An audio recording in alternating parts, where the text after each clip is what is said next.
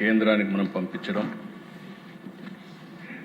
కేంద్రం కూడా ఒక అసెంబ్లీ తీర్మానం ఉంటే బాగుంటుందన్నప్పుడు ఈ ప్రత్యేకమైన సమావేశం పెట్టుకొని ఈరోజు మనం చర్చించాం. అధ్యక్ష, ఇక్కడికి వస్తే ఇది ఒక అరుదైన అనుభవం. ఇక్కడ ఉండే శాసనసభ్యులే కాకుండా మనందరికి కూడా. అయితే ఓసారి పవన్ కళ్యాణ్ గారు మాట్లాడుతున్నప్పుడు కానీ మిగిలిన నాయకులు మాట్లాడినప్పుడు కూడా చాలాసార్లు నేను ఆవేశానికి కూడా గురయ్యాను, భావోద్వేగం కూడా కలిగే పరిస్థితి వచ్చింది. దానికి కారణం మనం చూస్తే తెలుగు జాతిని ఒకసారి అధ్యయనం చేసుకున్నప్పుడు ఈ జాతి వైభవం ఒకసారి చూస్తే అధ్యక్ష, క్రీస్తు పూర్వం 2020 అప్పట్లోనే శాతవాహనులు జైత్యయాత్ర చేశారు. కృష్ణా గోదావరి ప్రాంతాలను ఏకం చేసి పాలించిన రాజులు శాతవాహనులు. అమరావతి నుంచే, ఇక్కడి నుంచే తెలంగాణ, కర్ణాటక, మధ్యప్రదేశ్, మహారాష్ట్రను కూడా పరిపాలించే పరిస్థితికి వచ్చారు. ఆ రోజు విదేశ వాణిజ్యం, ప్రసిద్ధి చెందిన ఓడరేవులు, నౌకా నిర్మాణ కేంద్రాలు, తెలుగు గడ్డపై నుంచి లోహాలు, వజ్రాలు, వస్త్రాలు, సుగంధ ద్రవ్యాలు ఎగుమతి చేయడం. ఇటీవల నేను బ్రిటిష్ మ్యూజియంకు పోయాను 15-16 ప్రాంతంలో. అక్కడ అమరావతి గ్యాలరీ ఉంది. ఇక్కడ మనకు అమరావతి గురించి తెలియదు, కానీ అప్పట్లో జరిగిన డెవలప్మెంట్స్ అన్నీ బ్రిటిష్ మ్యూజియంలో భద్రపరిచారు. అది చూసినప్పుడు ఆశ్చర్యం వేస్తుంది. అంత ప్రాచీన వైభవం ఉన్నటువంటి చరిత్ర, ఘన చరిత్ర ఈ అమరావతి. ఆ తర్వాత దశ కాకతీయుల విషయం కూడా చెప్పారు. అది కూడా మనం చూస్తే ఆలయాలు, ఆర్కిటెక్చర్, అడ్మినిస్ట్రేషన్. అయితే వరంగల్ రాజధానిగా చేసుకుని పరిపాలించిన ఈ ప్రాంతం అంతా కూడా తెలుగువారు పరిపాలించిన సందర్భం. విజయనగరం సామ్రాజ్యం, తెలుగు కళలు, సాహిత్యం, సంస్కృతి ఇవన్నీ కూడా పట్టం కట్టే పరిస్థితికి వచ్చారు. బ్రిటిష్ వాళ్ళు వచ్చిన తర్వాత దశ పరిస్థితులు పూర్తిగా మారాయి. 1573 నుంచి దగ్గర 1773 నుంచి 200 సంవత్సరాలు మెడ్రాస్ ప్రెసిడెన్సీ. అక్కడ తెలుగు జాతి పూర్తిగా మనుగడ కోల్పోయే పరిస్థితి వచ్చింది. తెలుగు వారిని మదరాసిగా పిలిచే పరిస్థితి వచ్చింది. మళ్ళీ నందమూరి తారక రామారావు గారు తెలుగుదేశం పార్టీ పెట్టి ప్రపంచం మొత్తం తెలుగువారి ఆత్మ గౌరవాన్ని చాటి చెప్పే పరిస్థితికి వచ్చారు. 73 ఏళ్ల ప్రయాణం దిశ. ఓసారి పొట్టి శ్రీరాములు గారు 58 రోజులు దీక్ష, బలిదానం. ఆయన అమరజీవి ప్రాణత్యాగంతో బిగినింగ్లో ఎవరు పట్టించుకోకపోతే అక్కడి నుంచి ఆయన బలిదానం చేసిన తర్వాత ప్రజలు గుండెల్లో ఒక పోరాట పటిమ రావడం, రాష్ట్రం మొత్తం రగిలిపోవడం, అక్కడి నుంచి తిరుగుబాటు ప్రారంభిస్తే సాక్షాత్ నెహ్రూ లాంటి వ్యక్తి దిగొచ్చాడు. 1952 డిసెంబర్ 13న రాష్ట్ర ప్రకటన. చాలామందికి చరిత్ర అర్థం చేసుకోవాల్సిన అవసరం ఉంది. మళ్ళీ ఒకసారి అర్థం చేసుకుని తెలుగు జాతి పడినటువంటి ఇబ్బందులు కానీ, తెలుగు జాతి చూపించినటువంటి అనేక సందర్భాల్లో చొరవ కానీ మనం గుర్తుపెట్టుకోవాల్సిన అవసరం ఉంది. అయితే అధ్యక్ష, ఒకసారి చరిత్ర చూస్తే 1953 అక్టోబర్ 1వ తేదీన ఆ రోజు విజయవాడకు వచ్చుంటే, ఈ 13 జిల్లాలకు సెంటర్ ప్లేస్ కాబట్టి ఈ 40-73 సంవత్సరాల్లో ఏ విధంగా ఉండేదో ఒక్కసారి ఊహించుకుంటే కందదు. కానీ ఆ రోజు ఉండే రాజకీయ పరిస్థితులు, ఆ రోజు రాజకీయ పరిస్థితులు ఇక్కడ కమ్యూనిస్టులు ఉన్నారు. కాంగ్రెస్ పార్టీ ఇక్కడ ఇవ్వడం ఇష్టం లేదు. విధిలేని పరిస్థితిలో ఆంధ్రప్రదేశ్ రాష్ట్రాన్ని ఇచ్చారు. విధిలేని పరిస్థితిలో ఆంధ్ర రాష్ట్రాన్ని ఇచ్చారు, కానీ అప్పటికే ఇష్టం లేదు కాబట్టి నేరుగా ట్రాన్సిట్ రాజధానిగా కర్నూలులో పెట్టి, మనం అందరం కూడా హైదరాబాద్ పోతున్నాం కానీ తాత్కాలిక రాజధాని కర్నూలులో పెడదామని పెట్టి ముందుకు పోయే పరిస్థితికి వచ్చారు. అంటే అధ్యక్ష, ఆ రోజు కూడా మొదటి భాషా ప్రయుక్త రాష్ట్రం పొట్టి శ్రీరాముల త్యాగ ఫలితం అనేది మనందరం చరిత్రలో గుర్తుపెట్టుకోవాల్సిన అవసరం ఉంది. అంటే తెలుగు వారికి పౌరుషం లేక కాదు, సత్తా లేక కాదు, ఓసారి పోరాడాలనుకుంటే పోరాడే శక్తి ఉంది. అందుకే ఆ రోజు పోరాడిన తర్వాతనే వచ్చాయి. కానీ ఇంకొక పక్కన అధ్యక్ష, మళ్ళీ తెలుగు వారందరూ ఒకటిగా ఉండాలి. ఎప్పుడూ ఆ ఫీలింగ్ ఉంది. విడిపోయాం, కలిసాం అనేక సందర్భాల్లో. అంటే ఆ రోజు మళ్ళా అందరూ ఒకటిగా ఉండాలని ఆ రోజు చూస్తే హైదరాబాద్ రాష్ట్రంలో ఉండే ముఖ్యమంత్రి రాజీనామా చేసి సమైక్య ఆంధ్రప్రదేశ్ దోహదం చేసే పరిస్థితికి వచ్చారు బొరుగుల రామకృష్ణరావు గారు. అంటే ఆయన రాజీనామా చేసి నీలం సంజీవ్ రెడ్డి గారిని చీఫ్ మినిస్టర్ చేసి ఆంధ్రప్రదేశ్ రాష్ట్రాన్ని ఏర్పాటు చేసుకునే పరిస్థితికి వచ్చారు. అంటే ఇక్కడ మనం గుర్తుపెట్టుకోవాల్సింది, రాజధానులు కోల్పోవడం, విమర్శలు, వివక్షతలు, అవమానాలు అన్నీ భరిస్తూ వచ్చాం. ఓసారి అది అయిన తర్వాత మీరు చూసినప్పుడు అధ్యక్ష, 1956 నవంబర్ 1న ఆంధ్రప్రదేశ్ రాష్ట్ర అవతరణ, దీనికి కూడా పెద్ద కాంట్రవర్సీ చేశారు. 53లో మొట్టమొదటిసారిగా రాష్ట్ర అవతరణ పొట్టి శ్రీరాములు గారి త్యాగం. 56లో నవంబర్ 1న ఆంధ్రప్రదేశ్ రాష్ట్ర అవతరణ. మళ్ళీ 2014 జూన్ 2వ తారీఖున 2 రాష్ట్రాలు విభజన. ఏ రోజు జరపాలి ఆంధ్ర రాష్ట్ర అవతరణ అంటే దీనికి సమాధానం లేకపోతే అందరూ ఇది చేస్తామంటే కాదు అని మనం చెప్పే పరిస్థితికి వచ్చాం. అందుకే మొన్న మా డిప్యూటీ సీఎం గారు మేము మాట్లాడుకున్నప్పుడు పొట్టి శ్రీరాములు గారు డిసెంబర్లో ఆత్మార్పణ చేశారు కాబట్టి అప్పుడే జరపదామని జరిపి ఆయన కోసం ప్రత్యేకమైన రోజు ఏర్పాటు చేసిన కూటమి ఎన్డీఏ కూటమి అని చెప్పి కూడా నేను మీకు తెలియజేస్తున్నాను. అయితే అధ్యక్ష, నేను ముందే చెప్పాను, తెలుగుదేశం పార్టీ ఆవిర్భావంతో మదరాసి అనే ముద్ర పోయింది. నేను ఢిల్లీకి పోయినా కూడా అంత మునుపంత మీరు ఎక్కడి నుంచి వచ్చారంటే మీరంతా మద్రాసు ఆంధ్రప్రదేశ్ రాష్ట్రం ఉంటుందని అర్థమయ్యేది కదా. కంబైన్డ్ స్టేట్లోనే తెలుగు రాష్ట్రాల గురించి గుర్తించలేని పరిస్థితి. అక్కడి నుంచి ప్రారంభమైన యాత్ర మళ్ళా మీరు చూస్తే ఇప్పుడే డిప్యూటీ సీఎం గారు చెప్పారు, ఎన్టీ రామారావు గారు వచ్చిన తర్వాతనే మొట్టమొదటిసారిగా ఢిల్లీలో తెలుగువారి ఉనికిని గుర్తించడమే కాకుండా ఒక ప్రాంతీయ పార్టీ జాతీయ స్థాయిలో చక్రం తిప్పడమే కాకుండా నేషనల్ ఫ్రంట్ పెట్టి ఎంతో చరిత్ర ఉన్న కాంగ్రెస్ పార్టీని ఓడించి ప్రత్యామ్నాయాన్ని ఏర్పాటు చేసిన మొదటి వ్యక్తి నందమూరి తారక రామారావు. ప్రధాన ప్రతిపక్ష రోల్ కూడా ప్లే చేసే పరిస్థితికి వచ్చాం అధ్యక్ష. సమక్షేమం నేను అవన్నీ చెప్పడం లేదు అధ్యక్ష. ఇప్పుడు 1995లో నేను మొట్టమొదటిసారిగా ముఖ్యమంత్రి అయ్యాను. అనేక సవాళ్ళు, అనేక సమస్యలు వచ్చాయి. ఇప్పుడే మా మిత్రులు చెప్పినట్టు ఎవరు ఊహించలేదు, హైదరాబాదుకు పశ్చిమ వైపు ఉంటుంది సైబరాబాద్. ఎప్పుడు కూడా సిటీ డెవలప్, ఇప్పుడు కూడా చెప్పారు నజీర్ వీళ్ళంతా, సౌత్ ఈస్ట్లో ఎక్కువ పెరుగుతుంది, అదే మరి వెస్ట్లో పెరగదని. ఇది ఆనవాయితీ కూడా, వాస్తు కూడా అని.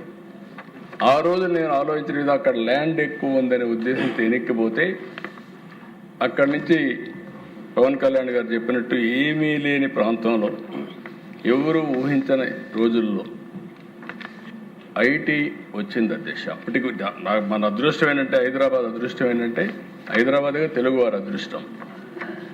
91లో పివి నరసింహరావు గారు తెలుగు బిడ్డ ఆర్థిక సంస్కరణలు ప్రవేశపెట్టారు. అది ఈ దేశానికి దిశ నిర్దేశించే పరిస్థితికి వచ్చారు. అది అందిపుచ్చుకున్నాం.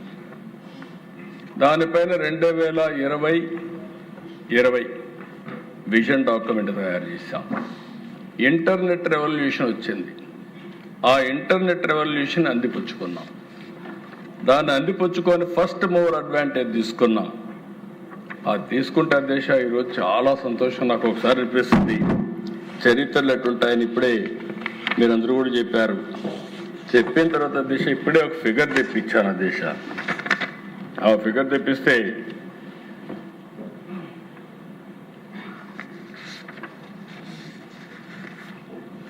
ఈరోజు హైదరాబాద్ దేశ 24-25 మా వాళ్ళని లెక్కలేమంటే ఇచ్చారు.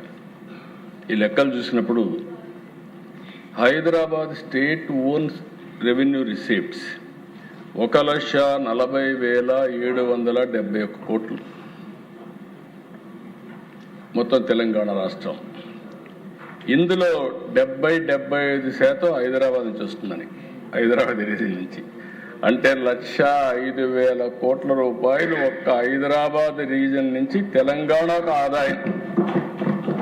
అంటే ఈ విషయం మన దగ్గర అక్కడ 1,40,000 కోట్ల ఆదాయం, మంది 95,000 కోట్లు. ఎందుకంటే దశ ఈ విషయంలో కూడా మనం ఒకసారి చెప్పాల్సిన అవసరం ఉంది. ఏం జరిగింది కూడా ఒకసారి చూసుకోవాల్సిన అవసరం ఉంది. ఈరోజు నేను బాధపడడం లేదు. రాజకీయాలు జరుగుతూ ఉంటాయి. అనేక సందర్భాల్లో అనేక విధాల రాజకీయాలు జరిగాయి. ఈ విషయంలో మనం ఒకసారి చూసినప్పుడు ఈరోజు రాష్ట్ర విభజన సమయం. ఇక్కడి వరకు మీరు ఒక్కసారి చూస్తే దేశ మధ్యలో కూడా కొన్ని సంఘటనలు జరిగాయి. 69 తెలంగాణ ఉద్యమం వచ్చింది. 1972 జయాంధ్ర ఉద్యమం వచ్చింది. ఈ రెండు ఉద్యమాలు అయిన తర్వాత డెవలప్మెంట్ ఇవన్నీ మళ్ళా జరిగాయి. 2000లో మళ్ళా ప్రత్యేక తెలంగాణ ఉద్యమం, 2014లో విభజన వచ్చింది. ఇప్పుడే చాలామంది షేర్ చేశారు. ఆ రోజు నాదెళ్ల మనోహర్ గారు స్పీకర్ మీ స్థానంలో హైదరాబాద్ అసెంబ్లీలో ఉన్నారు. నేను ప్రతిపక్ష నాయకుడిని.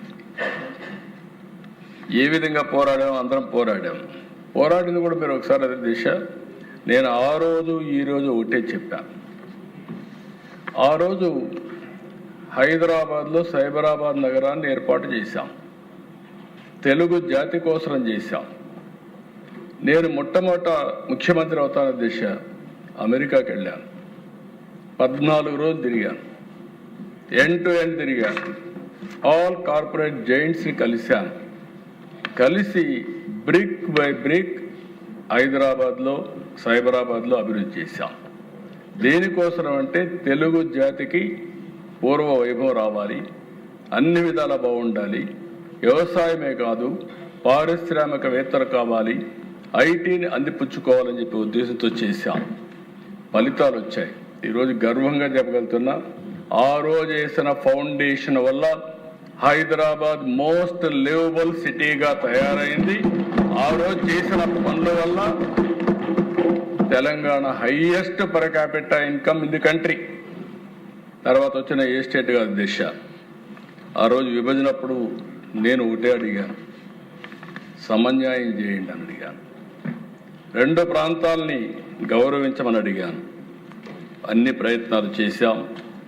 ఆ రోజు కూడా ఇప్పుడుండే ప్రతిపక్ష నాయకుడు కాదు, ఇప్పుడుండే వైసీపీ నాయకుడు పార్లమెంట్లో ఉండే దిశ ఎక్కడున్నాడు ఎవరికి తెలియదు.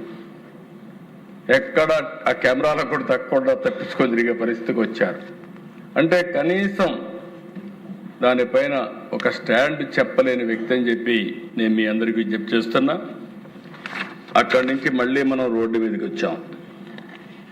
ఇప్పుడే పవన్ కళ్యాణ్ గారు చెప్పారు, మిగిలిన వాళ్ళు కూడా చెప్పారు. అనేక సవాళ్ళు, సంక్షోభాలు, ఎక్కడ కూర్చోవాలో తెలియదు. 5 ఏళ్ళు హైదరాబాద్ కామన్ రాజధాని, 10 ఏళ్ళు. ఆ 10 ఏళ్ళ తర్వాత వస్తే మళ్ళీ మనం డెవలప్ చేయలేమనే ఉద్దేశంతో అప్పుడే ఇక్కడికి రావడం, ఒక ఎస్సీ ఆఫీస్ అది. ఆ ఎస్సీ ఆఫీసే నా క్యాంప్ ఆఫీస్, అదే ఇల్లు, ఒక బస్సు. అక్కడి నుంచి ప్రారంభించాం. తర్వాత అధ్యక్ష ఒకసారి చరిత్ర, ఇక్కడ ఏ ఇన్ఫ్రాస్ట్రక్చరు లేదని చెప్పడానికి ఒక ఉదాహరణ, సెక్రటరియట్ వచ్చిన తర్వాత ఇప్పుడు ఇక్కడ ఉండే బిల్డింగ్స్ అన్ని 9 నెలల్లో ఈ అసెంబ్లీ కట్టాం అధ్యక్ష. ఆ రోజు కూడా నారాయణ గారికి ఒకటే చెప్పా, ఎట్టి పరిస్థితుల్లో 9 నెలల్లో కట్టాలన్నాం. 9 నెలల్లో ఈ అసెంబ్లీ కట్టాం. 9 నెలల్లో ఈ సెక్రటరియట్ బిల్డింగ్స్ అన్ని కూడా పూర్తి చేశాం. అయితే నాకు ఎప్పుడు కూడా ఒక కోరిక ఉండేది, ఇంకా పెద్ద ఎత్తున చేయాలని. అందుకనే ఈరోజు సెంట్రల్ విస్తా తయారు చేసి ఐకానిక్ బిల్డింగ్స్ వచ్చి అవన్నీ తయారు చేసే లోపల ఇవి రావాలనే ఉద్దేశంతో కట్టాం. ఈరోజు మనం ఎస్సీ ఆఫీస్ చూస్తే ఇక్కడ ఎలాంటి ఇన్ఫ్రాస్ట్రక్చర్ ఉంది అని చెప్పడానికి ఉదాహరణ, నేను వెకేట్ చేసిన తర్వాత అది హైకోర్టు అయింది. ఆ తర్వాత హైకోర్టు కట్టి వాళ్ళు ఇక్కడ రమ్మంటే అది రాజ్భవన్ అయింది. ఇది ఒక చరిత్ర అన్నమాట. ఏమీ లేవని చెప్పడానికి ఒకే బిల్డింగు మల్టీపర్పస్గా ఉపయోగపడే పరిస్థితికి వచ్చాం. 5 ఏళ్ళు కష్టపడ్డాం. ఆ రోజు అధ్యక్ష ఫస్ట్ టైం నేను హైదరాబాద్ అభివృద్ధి చేయాలంటే అమెరికాకి వెళ్ళాను. రెండోసారి ఎన్నికల్లో నేను పదే చెప్పాను, 14 ఎన్నికల కంటే ముందు నాకు సింగపూర్తో పరిచయాలు ఉన్నాయి, ఒక విశ్వాసం ఉంది వాళ్లకు. ఈసారి నేను సింగపూర్ సపోర్ట్ తీసుకుంటాం, సింగపూర్ కంటే మెరుగైన అమరావతిని నిర్మాణం చేస్తాం, రాజధాని నిర్మాణం చేస్తున్నారు చెప్పాను. ఆ మాట చెప్పి నేను నేరుగా సింగపూర్కి వెళ్ళాను. నేను ఒకటే రిక్వెస్ట్ చేశాను గవర్నమెంట్, రాజధాని లేదు. అయితే అధ్యక్ష ఒక్క విషయం మేము అందరం గుర్తుపెట్టుకోవాలి, నేను ఆ రోజు కూడా చాలా హోందాగా ప్రవర్తించాను, ఇప్పుడు కూడా అదే మరుగున్నాను. నేను హైదరాబాదు సైబరాబాద్ నిర్మాణం చేశాను, మీ అందరికంటే ఎక్కువ కష్టపడ్డాను. తెల్లవారుతో 6 గంటలకు రోడ్డు మీదకి వెళ్ళేవాడిని, 75 సార్లు వెళ్ళాను అధ్యక్ష. మీరు ఆ రోజు ఉన్నారు, క్యాబినెట్లో ఉన్నారు, కొలీగ్గా ఉన్నారు, అన్నీ చూశారు. బస్సు వేసుకొని తిరిగాను, వాడలు తిరిగాను. ఏ 9 మున్సిపాలిటీలో నీళ్లు లేకపోతే ఒక్క సంవత్సరంలో గోదావరి నుంచి నీళ్లు తీసుకొచ్చి హైదరాబాద్లో అభివృద్ధి చేసిన సంఘటనలు, అలాంటి చాలా సంఘటనలు మీరు చూసాం. అయితే దిశ ఇక్కడికి వచ్చినప్పుడు నేను ఎప్పుడు కూడా హైదరాబాదు, అది కూడా తెలుగు వాళ్ళే, ఇప్పుడే చాలా చక్కగా చెప్పారు. మనమంతా కూడా జాతీయత, దేశం బాగుండాలి, అదే సమయంలో ఒక రాష్ట్రం, ఇక్కడుండే జాతి కూడా బాగుండాలి. అయితే దాంట్లో మళ్ళీ ఇంకో పక్క ఇప్పుడే వారు చెప్పినట్టు సబ్ రీజనల్ అంటే తెలంగాణ ఆంధ్ర రెండు ఒకటే, అక్కడ తెలుగు వాళ్ళు ఇక్కడ తెలుగు వాళ్ళు, వివక్ష చూపించడం కరెక్ట్ కాదు. కానీ చూపిస్తే కూడా నేను ఒకటే మాట చెప్పా, ఇద్దరికీ న్యాయం చేయాలని చెప్పా. ఈరోజు అంతా కూడా నేను చెప్పినటువంటి ఇంబ్యాలెన్స్ ఉన్నా మళ్ళీ కష్టపడతాం, ఈ ప్రాంతాన్ని అభివృద్ధి చేసుకుంటాం. అదే సమయంలో దేశంలోనే హైదరాబాద్ అమరావతి రెండు కూడా 1-2గా ఉండాలి, ఇద్దరు కలిసి ముందుకు పోవాలని నా ప్రగాఢమైనటువంటి సంకల్పం, ఆలోచన కూడా అధ్యక్ష. దానికోసమే ఇక్కడ ఒక చరిత్ర కూడా మీరు గుర్తుపెట్టుకోవాలి అధ్యక్ష. ఎక్కడ రాజధాని పెట్టాలి, పెద్ద ఎత్తున చర్చ జరిగింది. అయితే ఆ చర్చలో మీరు చూస్తే శివరామకృష్ణయ్య ఆ రోజే కానీ కేంద్రం కూడా ఒక మాట చెప్పేసి ఉంటే విజయవాడ అమరావతి గుంటూరు మీరు రాజధాని ఒక మాట అని ఉంటే మనకి ఇబ్బంది ఉండేది కాదు. ఆ రోజు శివరామకృష్ణయ్యనే వేశారు. ఆయన ఊరూరికి పోయి మీకు రాజధాని కావాలని అడిగాడు. ఎవరైనా రాజధాని ఇస్తా ఉంటే ఎవరు అంటారు సార్? విశాఖపట్నం పోయాడు, మీకు రాజధాని కావాలని మాకు కావాలన్నారు.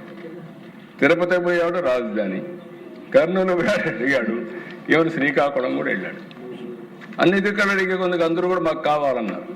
కానీ అధ్యక్ష 46% విజయవాడ గుంటూరు మధ్యలో రాజధాని పెట్టాలని చాలా స్పష్టంగా చెప్పారని శివరామకృష్ణయ్య రిపోర్ట్ ఇచ్చాడు. ఈరోజు మీరు ఆలోచిస్తే అధ్యక్ష, ఆ రోజు అసెంబ్లీలో ఉండే కొంతమంది మెంబర్స్ ఉన్నారు, చర్చకు వచ్చింది. నేను ఆ రోజు కూడా ఒకటే చెప్పాను, సెంట్రల్ ప్లేస్లో రాజధాని ఉండాలి. అటు 12 ఇటు 12 నియోజకవర్గాలు, 13వ నియోజకవర్గం సెంట్రల్లో ఉండే నియోజకవర్గం గుంటూరు నియోజకవర్గం. అధ్యక్ష, దీనికంటే ఇంకొక జస్టిఫికేషన్ లేదు. లాజిస్టిక్స్ వైజ్ చాలా స్పష్టంగా ఉంది. ఆ రోజు నేను పెట్టినప్పుడు ఇప్పుడే సత్య గారు చాలా హెల్త్ మినిస్టర్ చెప్పాడు, వికేంద్రీకరణ ఐఐఎం విశాఖపట్నంలో పెట్టాం, పెట్రోలియం యూనివర్సిటీ కాకినాడలో పెట్టాం, ఎన్ఐఐటి తాడేపల్లిగూడెం పెట్టాం, పెట్రోలియం వైజాగ్ వెళ్ళింది, నిట్ తాడేపల్లిగూడెంకి వచ్చింది, కాకినాడ కూడా ఒక ఇన్స్టిట్యూట్ ఇచ్చాం. అదే సమయంలో Amaravati all India institute of medical science వచ్చింది. ఇక్కడి నుంచి మళ్ళీ తిరుపతి ఐఐటి ఐజర్ వచ్చింది. కర్నూలులో IIIT ఇచ్చాం. అదే సమయంలో ఇరుజు యూనివర్సిటీ పెట్టాం. అనంతపూర్లో సెంట్రల్ యూనివర్సిటీ పెట్టి ఆ రోజు అసెంబ్లీలో కూడా నేను ఏ జిల్లాకు ఏమేం చేస్తానని చెప్పి అవన్నీ కన్విన్స్ చేసి రాజధాని విజయవాడ గుంటూరు మధ్యలో ఉంటుంది, అధికార వికేంద్రీకరణ చేయడం, అభివృద్ధి చేయడం మా బాధ్యతనే ఆ రోజు నేను చాలా స్పష్టంగా చెప్పి దాని ప్రకారం పనిచేసాం అధ్యక్ష. ఆ రోజు అధ్యక్ష ఇవన్నీ చెప్పిన తర్వాత ప్రతిపక్షంలో ఉన్న వ్యక్తి బేషరతుగా సపోర్ట్ చేస్తారు. 13 జిల్లాలు, చిన్న రాష్ట్రం, ఇబ్బంది పెట్టడం నాకు ఇష్టం లేదు కాబట్టి నేను ఒప్పుకుంటానని చెప్పాను. అదే మరిగా అధ్యక్ష ఇప్పుడే ఫైనాన్స్ మినిస్టర్ గారు ఇచ్చారు, రోజుకు ఒక మాట, ఓసర వెళ్ళి రాజకీయాలు అంటే కనీసం టెక్నాలజీ వచ్చిన రోజుల్లో మనం చెప్పిన మాటని మళ్ళీ మారిస్తే ఏమనుకుంటారో కూడా లేకుండా 14-19 చెప్పిన తర్వాత ఎన్ని విన్యాసాలు వేయాలని ఎన్ని విన్యాసాలు వేశారు. రైతులు ఇక్కడ భూములు ఇస్తా ఉంటే ఈ విషయంలో ఒక్కసారి మనందరం గుర్తుపెట్టుకోవాల్సిన అవసరం ఉంది అధ్యక్ష. ఇక్కడ మనం గుర్తుపెట్టుకోవాల్సింది ఆ రోజుట్లో ఎక్కడ పెట్టాలని ఆలోచించినప్పుడు చాలా తర్జనభర్జన జరిగింది. నేను కూడా ఒక 100 ఎకరాల్లో ఒక దగ్గర పెట్టేయచ్చు, కానీ అది కాదు నా ఉద్దేశం.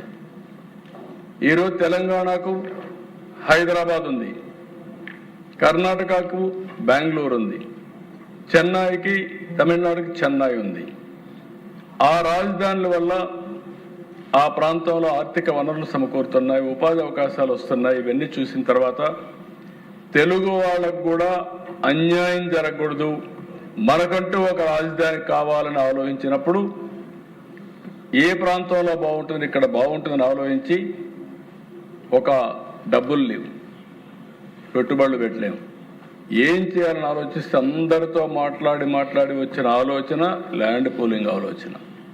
ఎవరన్నా ఇస్తారంటే నారాయణ గారు, ఇక్కడుండే ఎమ్మెల్యేలు అందరితో పుల్లారావు గారు అప్పుడు ఉన్నారు, అదే మరి మంత్రిగా ఉన్నాడు శ్రావణ్ కుమార్ అందరితో మాట్లాడితే ఇక్కడ రైతులకు వచ్చి చెప్తే దిశ నా జీవితంలో ఎప్పుడు మర్చిపోలేను. 4-5 మీటింగ్లు మాట్లాడిన తర్వాత 58 రోజుల్లో 34,400 ఎకరాలకు కన్సెంట్ ఇచ్చి 34,000 ఎకరాలు జీరో డిస్ప్యూట్, ఎక్కడా డిస్ప్యూట్ లేకుండా ల్యాండ్ ఇచ్చారు. చాలా మందికి ఆశ్చర్యం వేసింది. ఇప్పటికి కూడా ప్రపంచంలో ఎక్కడా దొరికిందని నేను అనుకోను ఇప్పటికి కూడా. అయితే దానికి కారణం అధ్యక్ష, హైదరాబాద్లో ఎయిర్పోర్టు 5,000 ఎకరాలతో కట్టాం.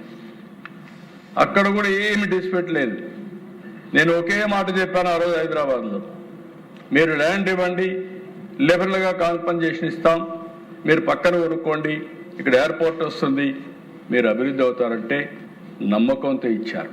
అదేవిధంగా ఇక్కడ ఈ రాజధాని కోసం ఒక్క మాట మాట్లాడకుండా 33,000 ఎకరాలు ఇస్తే అక్కడి నుంచి ఇవన్నీ కూడా ఈరోజు మనం కూర్చున్న ప్లేస్ కూడా ఆ రైతులు ఇచ్చిందే. ఈ సందర్భంగా మరొక్కసారి ఆ రైతాంగానికి శిరస్సు వంచి నమస్కారాలు తెలియజేస్తాను. ఇది ఒక స్ఫూర్తి. ఆ స్ఫూర్తితో వాళ్ళు ఇస్తే ఇక్కడికి వచ్చినప్పుడు అధ్యక్ష వీళ్ళు మాట్లాడిన మాటలు ఎన్నిసార్లు అధ్యక్ష ఆ టీవీ మీరే చూశారు. నీళ్లుంటే చాలు, 33,000 ఎకరాలు భూమి కావాలన్నాడు. అంటే ఎవరు ఇవ్వరని 33,000 ఎకరాలు ఇచ్చేసిన తర్వాత అదెట్టి ఇచ్చారన్నాడు.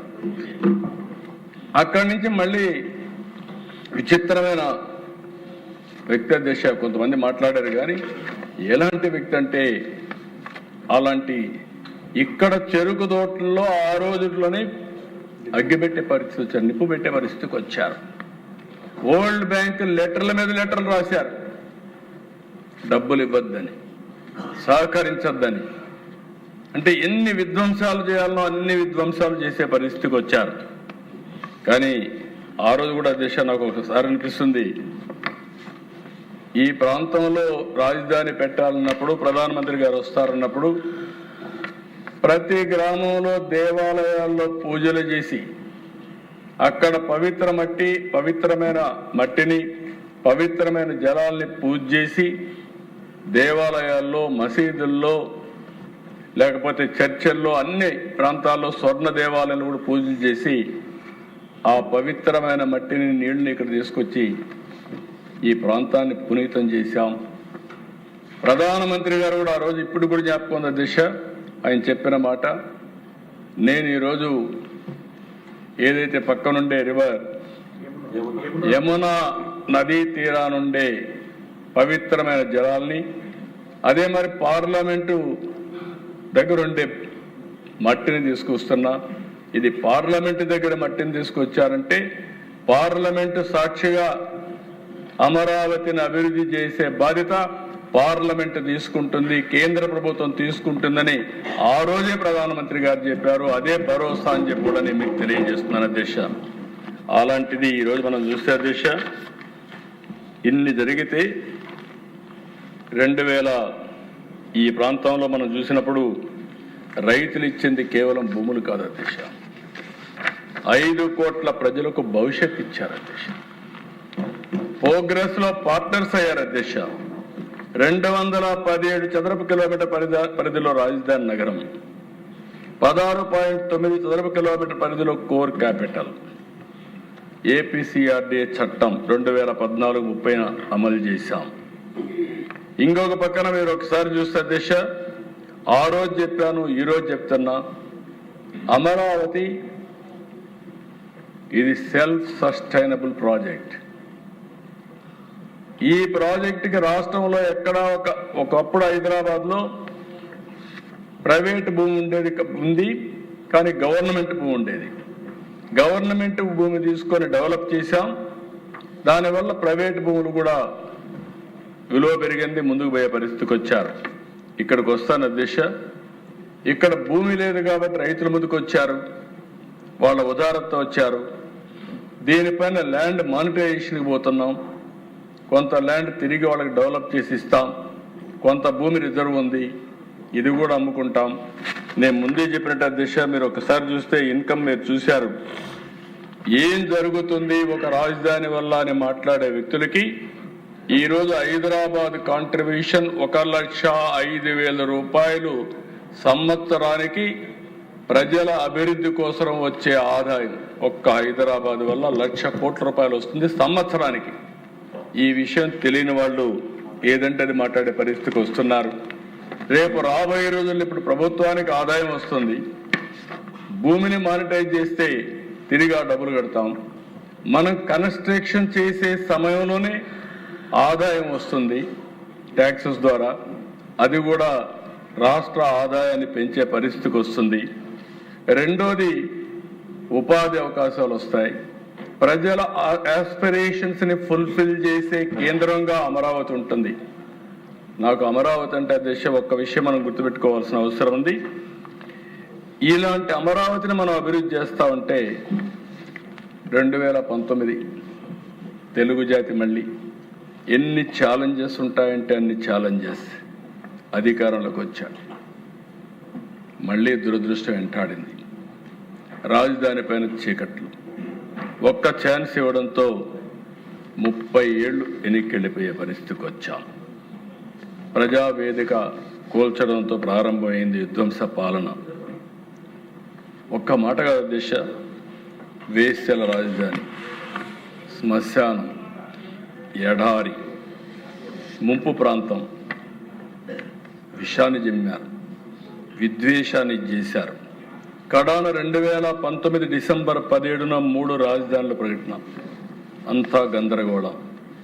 మామూలుగా దేశ మీరు ఒకసారి చూస్తే భూములు ఇచ్చిన రైతులపైన ఉక్కుపాదం, కేసులు, వేధింపులతో ఆగిన గుండెలు, చరిత్ర నిలిచిపోయేలా 1631 రోజుల పాటు రైతుల పోరాటం, అన్ని వర్గాల మద్దతు, న్యాయస్థానం నుంచి దేవస్థానం వరకు యాత్ర, అమరావతి నుంచి అరసవల్లి పేరుతో పోరుబాట, పాదయాత్రలో రైతులు, మహిళలపై దాక్షికం, అడుగడుగున అడ్డంకులు, అడ్డుగోలుగా కేసులు, కాళ్లతో తన్నారు, జుట్టుపట్టుకొని ఇచ్చారు, కీచక పర్వాన్ని చేశారు. వైసీపీ 3 రాజధానుల కుట్రను శాసనమండలిలో సెలెక్ట్ కమిటీకి వేస్తే టెక్నికల్ ప్రాబ్లం చూపించి గవర్నర్కి పంపించి, అంటే అక్కడ సెలెక్ట్ కమిటీలో పంపిస్తే చైర్మన్ పంపించిన దాన్ని తొక్కిపెట్టి సెక్రటరీ ద్వారా గవర్నర్కి పంపించి ఆ బిల్లు పాస్ చేస్తే హైకోర్టుకి వెళ్తే హైకోర్టు రాజధాని కాపాడే పరిస్థితికి వచ్చింది. అధ్యక్ష, అరాచకాలకు ఎంత పరాకాష్ట అంటే ఇది ఒక ఉదాహరణ మాత్రం. అప్పట్లోనే మీరు చూస్తే జాతీయ మీడియా, అంతర్జాతీయ media, the Indian express YCP భారీ మూల్యం చెల్లించాల్సి వస్తుందని ఆ రోజే రాశారు. ఆ భారీ మూల్యమే 151 సీట్ల నుంచి 11 సీట్లకు వచ్చే పరిస్థితికి వచ్చారు. ఇది మనం చెప్పడం కాదు దేశ. ఇంకో పక్క ఎకనామిక్ టైమ్స్ భారీ తిరోగమనం. ఆంధ్రప్రదేశ్ రాష్ట్రం 80 సంవత్సరాలు వెనక్కెళ్ళిపోయింది. బిజినెస్ స్టాండర్డ్స్, హేతుబద్ధత లేదు 3 రాజధానులకి. ది హిందుస్థాన్ టైమ్స్ స్వార్థ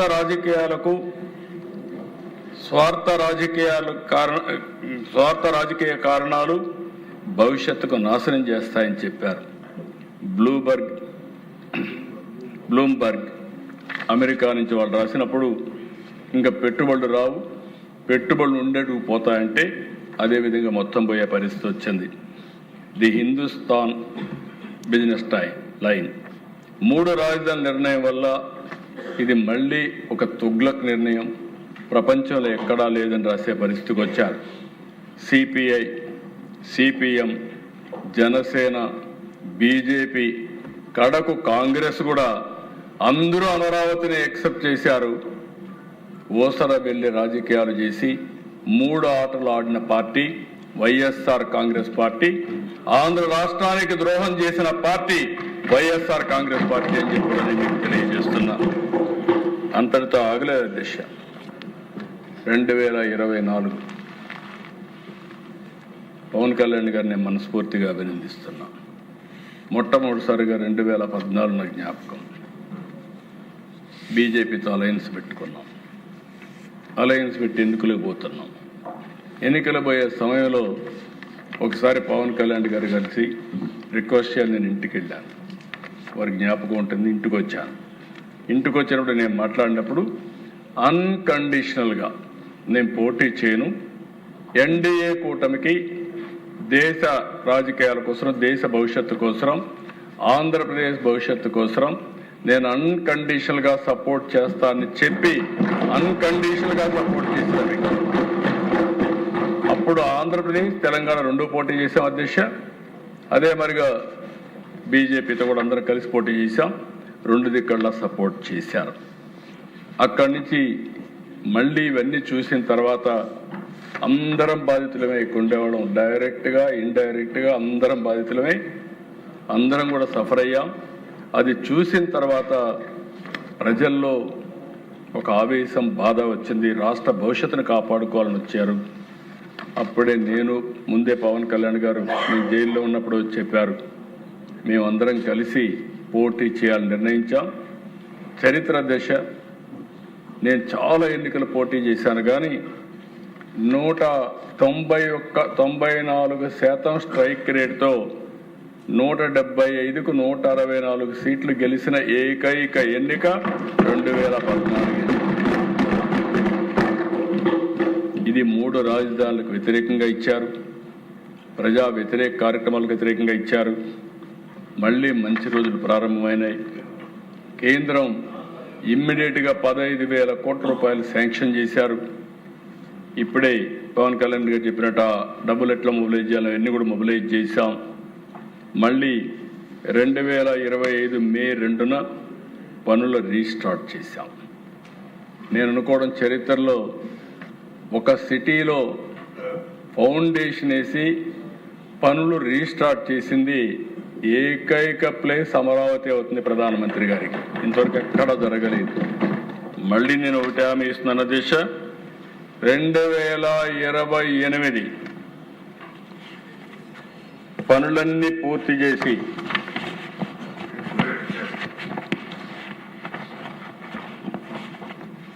ఈరోజు మొత్తం ప్రధానమంత్రి గారు రీస్టార్ట్ చేసింది 2 మే 2025. మొత్తం trunk roads, layouts, assembly, high court, 5 iconic towers ఇవన్నీ కూడా వివిధ డేట్స్లో పూర్తవుతాయి. ఇప్పుడే నారాయణ గారు అడిగితే క్లియర్గా ట్రంక్ రోడ్స్ అన్ని 27 మే 2027కి పూర్తవుతాయి, లేఅవుట్స్ అన్ని 27 మే 2028కి పూర్తవుతాయి, అసెంబ్లీ 28 మే 2028కి పూర్తవుతాయి, హైకోర్టు 20 జూన్ 2028కి పూర్తి చేసి 5 ఐకానిక్ టవర్స్ 4 ఆగస్టు 2028కి పూర్తి చేసి మళ్ళీ ఆగస్టు 2028కి ప్రధానమంత్రి గారే వచ్చి ఇవి ప్రారంభం చేసే పరిస్థితి వస్తారు. అది కూడా ఇనాగరేషన్ పెడతాం. అంటే ఇలాంటి చరిత్ర ఎక్కడా జరుగుండదు అధ్యక్ష.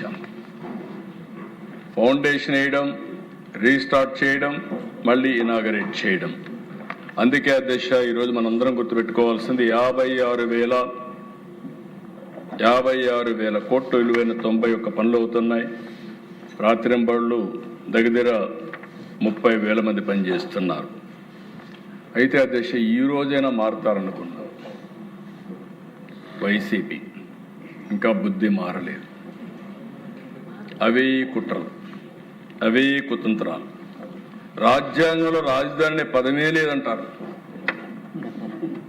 ఏమనాలో నాకైతే అర్థం కాలేదు. అంటే వీళ్ళకు ఒక రాజ్యాంగం రాసుకుందని నాకు తెలియదు. ఇక్కడ ఉండేది రాజారెడ్డి రాజ్యాంగం లేదు, అంబేద్కర్ గారు రాసిన రాజ్యాంగం ఉంటుంది. ఆ విషయం అవసరం ఏమి కూడా దేశ బాధ్యత. నేను చాలాసార్లు రాజకీయ నాయకులను చూశాను, కానీ ఒక్కొక్కసారి బాధున్న అక్కసున్న రాజకీయాల్లో ఉండే అధ్యక్షులు వ్యక్తులు ఎప్పటికప్పుడు వాస్తవాలకు దగ్గరగా పనిచేస్తారు. ఆ వాస్తవాలకు దగ్గరగా పనిచేయకుండా ఈరోజు నేను అనుకున్నాను, కనీసం చేసిన తప్పని కరెక్ట్ చేసుకోవడానికి ఇప్పుడైనా వచ్చి ఈ ప్రత్యేకమైన సమావేశంలో శాశ్వత రాజధానికి సహకరిస్తారు, కానీ లేకపోతే విట్నెస్ చేస్తారని చెప్పి అనుకున్నాను. ఈరోజు కూడా రాలేదంటే నాకు అర్థం కావడం లేదు. ఎలాంటి వ్యక్తితో మనం రాజకీయం చేస్తున్నామో ఈ సంఘటన స్పష్టం చేస్తుంది. అలాంటి చేసే పరిస్థితికి వచ్చారు. ఏది ఏమైనా నేను ఒకటే చెప్తున్నాను, ఏపీకి ఒకే ఒక రాజధాని, అదే అమరావతి, ఇదే శాశ్వత రాజధాని. ఇప్పటికే తీర్మానం చేశాం. అసెంబ్లీలో తీర్మానంతో చట్టబద్ధంగా రాజ్యాంగపరంగా అమరావతికి దృఢత్వం వస్తుంది. ఇంకెవ్వరు టచ్ చేయలేరు. ఇంచు కూడా కదలదు, ఇంచు కూడా కదిలించే పరిస్థితి రాదు. శాశ్వతంగా అమరావతి ద్రోహిగా వైఎస్ఆర్ కాంగ్రెస్ పార్టీ నిలుస్తుంది. నేను విభజన జరిగినప్పుడు బాధపడలేదు, కానీ ఈ రాష్ట్రంలో అనుక్షణం కుట్రలు కుతంత్రాలు చేసి తెలుగు జాతి ప్రగతికి అడ్డుపడాలని ప్రయత్నం చేయడం మాత్రం చాలా బాధేస్తుంది. ఓసారి అధ్యక్ష, ఇది 4వసారి ఫైర్ యాక్సిడెంట్. నిన్న కూడా జరిగాయి, 3 జరిగాయి. ప్రధానమంత్రి వచ్చినప్పుడు ఒకసారి ఇదే మరి ఫైర్ యాక్సిడెంట్ జరిగింది. రెండోసారి మొన్న ఒక ఎల్ఎన్టీ క్యాంపులో జరిగింది. నిన్న మూడోసారి మళ్ళీ మెగా క్యాంపులో జరిగింది. ఇన్ని జరుగుతున్నాయంటే నేను కూడా చాలా స్పష్టంగా పోలీసులకు ఆదేశాలు ఇచ్చాను, సిట్టు కూడా వేసాం. ఎవడైనా సరే అమరావతిలో కానీ జోక్యం చేసుకున్నా, వైలెన్స్ క్రియేట్ చేసినా, సెబటైజ్ చేసినా అదే వాళ్ళకి చివరి రోజు అవుతుంది. గుర్తుపెట్టుకోని మరి ఒక్కసారి హెచ్చరిస్తున్నాను. ఎవరైనా కావచ్చు, గుర్తుపెట్టుకోవాల్సిన అవసరం ఉంది. అధ్యక్ష, నేను 4వసారి ముఖ్యమంత్రి అయ్యాను. 48 సంవత్సరాలు రాజకీయాల్లో ఉన్నా. 73 సంవత్సరాలు స్వాతంత్రం వచ్చిన తర్వాత తెలుగువారి చరిత్ర. 25 సంవత్సరాలు కాకుండా మిగిలిన సమయంలో నేను ప్రత్యక్ష రాజకీయాల్లో ఉన్నా. ఎమ్మెల్యే, పార్టీ రాజకీయాలు, అక్కడి నుంచి హైకమాండ్, పార్టీని రన్ చేయడం ఉన్నా. ఈ గౌరవం నాకు ఇచ్చింది అధ్యక్ష, తెలుగు జాతి గౌరవం ఇచ్చారు. అవును, నిత్యం నాకు గుర్తుంటుంది. ఈ రాష్ట్రంలో అధ్యక్ష ఏ ఒక్క వ్యక్తికి కూడా ఇంత సుదీర్ఘ రాజకీయ కాలంలో పార్టీని రన్ చేసే అవకాశాన్ని ఇవ్వలేదు. అంటే దగ్గర 9.5 సంవత్సరాల ముఖ్యమంత్రి, సమైక్య ఆంధ్రప్రదేశ్లో 10 సంవత్సరాల అపోజిషన్ లీడర్ని. అదే సమయంలో ఇక్కడ రెండోసారి ముఖ్యమంత్రిని, ఒకసారి అపోజిషన్ లీడర్ని. ఇన్నేళ్ళలో నేను చూసిన దిశ, నా లక్ష్యం ఒకటే, నా ఆలోచన ఒకటే. ఆ రోజు సైబరాబాద్ని అభివృద్ధి చేశాం. సైబరాబాద్ని అభివృద్ధి చేసి జాతికి అంకితం చేశాం. ఈరోజు 42% తెలుగు జాతి హైయెస్ట్ పర్ క్యాపిటల్ ఇన్కమ్ వల్ల మెరుగైన జీవన ప్రమాణాలు వచ్చాయి. ఈరోజు ఇక్కడ అమరావతి చేసుకుంటున్నాం. ఒక్క అమరావతి కదా దిశ, ఒక్క విషయం మనం గుర్తుపెట్టుకోవాలి. ఆంధ్రప్రదేశ్ దేహం అయితే అమరావతి ఆంధ్రప్రదేశ్ గుండె, అమరావతి ఆంధ్రప్రదేశ్ ఆత్మ. ఇంకొక పక్క నాది అమరావతి అని ప్రతి ఒక్కరూ సగర్వంగా చెప్పుకునే విధంగా అమరావతిని తయారు చేసే బాధ్యత మనందరిది. దానికి అంకితమైన విద్య, ఉద్యోగం, knowledge care of Amaravati. Best liveable city Amaravati. మొన్న కూడా చెప్పాను, Hyderabad plus Amaravati. Hyderabad brown field city, Amaravati green field city. ఇక్కడ ఆదాయాన్ని సృష్టిస్తాం. రాష్ట్ర అభివృద్ధికి, సంక్షేమానికి ఈ ఆదాయాన్ని ఖర్చు చేసే పరిస్థితి వస్తాం. ఇది భవిష్యత్ నగరం అమరావతి. నేచర్, ట్రెడిషన్, టెక్నాలజీ కలయిక తీసుకొస్తాం. Blue green concept. దేశంలో చాలా రాష్ట్రాల్లో కూడా మీరు చూస్తే కృష్ణా నది ఫ్రెష్ వాటర్, ఇది పోయేది ఎక్కడా లేదు. అదే సమయంలో గ్రీన్, చెట్లు పెడితే బ్రహ్మాండంగా వస్తాయి. అన్ని యూటిలిటీస్ అన్ని కూడా డక్ట్ ద్వారా తీసుకెళ్తున్నాం. Straight roads, green energy, central cooling. దేశంలో లేటెస్ట్ టెక్నాలజీస్ ప్రపంచంలో ఏవైతే ఉన్నాయో అవన్నీ తీసుకొస్తాం. ఇప్పటికే బిట్స్ వచ్చింది, ఎస్ఆర్ఎం వచ్చింది, all India institute of medical science వచ్చింది, అమృత్ వచ్చింది, ఎస్ఎల్ఆర్ఐ వచ్చింది, బిట్స్ వస్తూ ఉంది. ఇది రాబోయే రోజుల్లో ఒక నాలెడ్జ్ హబ్గా తయారవుతుంది. అమెరికాలో సిలికాన్ వ్యాలీ ఉంది, ఇండియాలో క్వాంటమ్ వ్యాలీ ఉంది. ఆ క్వాంటమ్ వ్యాలీ ఎక్కడుందంటే దానికి చిరునామా అమరావతి అని మరొకసారి మీకు తెలియజేస్తున్నా.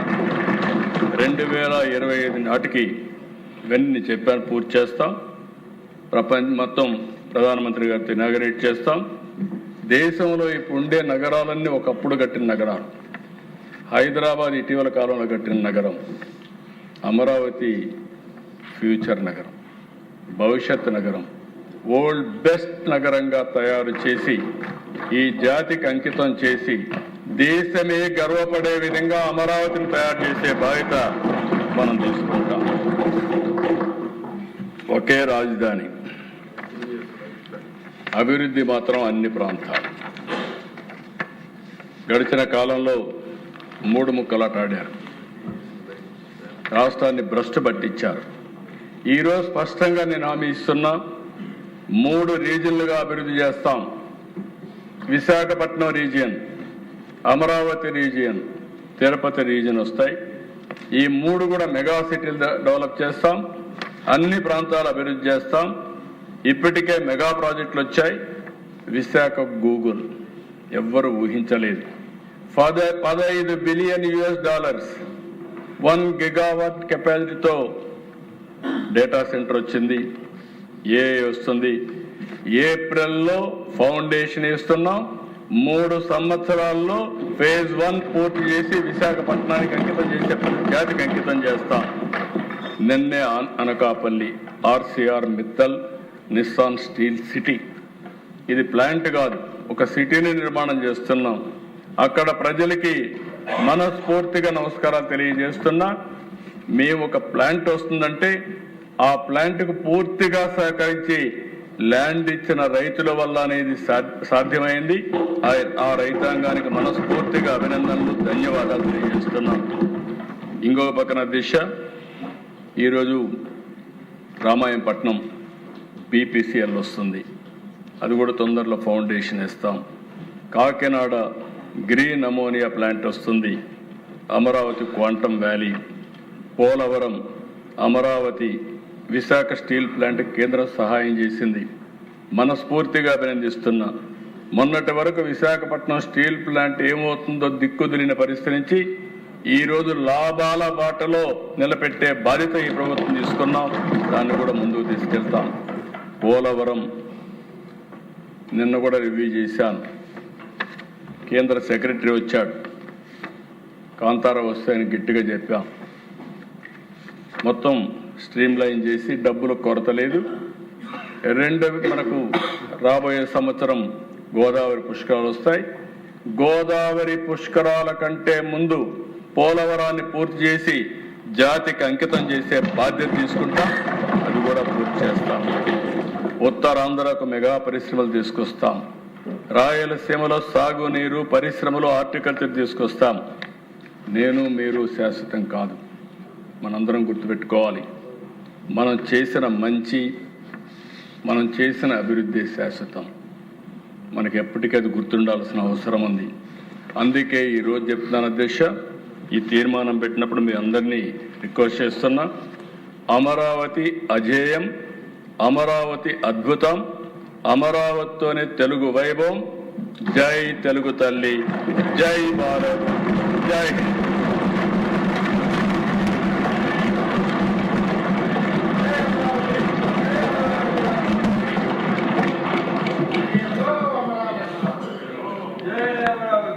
నేను తీర్మానం పెట్టాలని పని అనుకుంటా. ఓకే అండి. గౌరవ ముఖ్యమంత్రి గారు ప్రవేశపెట్టిన తీర్మానం సభా సమక్షంలో ఉంది. అనుకూలంగా ఉన్నవారు అవునానండి, వ్యతిరేకంగా ఉన్నారు కాదనండి. అవునన్నారు, అందరూ అవునన్నారు. తీర్మానం ఏకగ్రీవంగా ఆమోదించబడింది.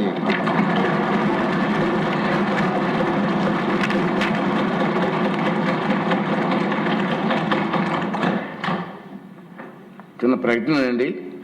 28 మార్చి 2026 ఇప్పుడు 16వ శాసనసభ 6వ సమావేశాలు గణాంకాలు తెలియజేస్తున్నాను. సభ ఒకరోజు సమావేశం అయింది. ఈరోజు 5 గంటల 30 నిమిషాలు సభ నడిచిందండి. ఈరోజు 30 నిమిషాల పాటు శాసనసభ కార్యక్రమాలు జరిగాయి. ఒక ప్రభుత్వ తీర్మానం ఏకగ్రీవంగా ఆమోదించబడింది. మొత్తం 23 మంది సభ్యులు తీర్మానంపై చర్చల్లో పాల్గొన్నారు. 28/3/2026 అంటే నేటి రోజున శాసనసభలో రాజకీయ పక్షాలు బలాబలాలు ఇలా ఉన్నాయి. తెలుగుదేశం పార్టీకి 135 మంది సభ్యులు, జనసేన పార్టీకి 21 మంది సభ్యులు, వైఎస్ఆర్ పార్టీ వైఎస్ఆర్ కాంగ్రెస్ పార్టీకి కేవలం 11 మంది, జాతీయ జనతా పార్టీకి 8 మంది సభ్యులు ఉన్నారండి. ఈ విషయాలు తమ దృష్టికి తీసుకొస్తున్నాను. 16వ శాసనసభ 6వ సమావేశాలను నిరవధికంగా వాయిదా వేయడమైంది.